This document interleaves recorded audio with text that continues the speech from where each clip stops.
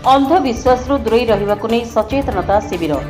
कोरापुट जिला बंधुगा पुलिस थाना रे आम पुलिस समिति पक्षरु अंधविश्वास दूरे रहिबाकु नै सचेतनता शिविर अनुष्ठित हो जाइछि।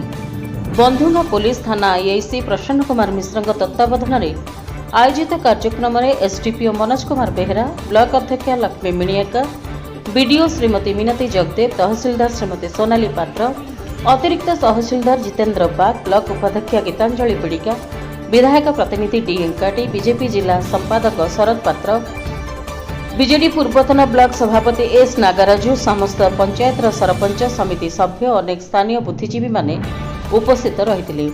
शिशु उत्पीड़न, बाल्य विवाह, परंपरा नाम प्रेमी जुगल को बड़द दंड, गुणी गारेड़ी, बलि देवा, शिशु को चेंक देवा, चेरमूली औषध खाइबा, मद को मेडिसिन भावी पीवा, साइबर अपराध, कंगारू कोर्ट करी दंड और धर्म को नहीं विवाद बढ़ाइबा इत्यादि पर सचेतनता सृष्टि करा जायतिला।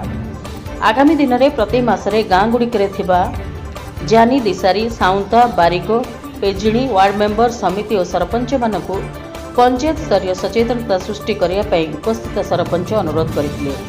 आम पुलिस समिति तरफ आगामी दिन में प्रति पंचायत रे सचेतनता शिविर आयोजन करने को एसडीपीओ श्री बेहरा प्रतिश्रुति दैछंती। बंधुगा ब्लॉक उत्तम नायक रिपोर्ट, पीएस न्यूज भारत।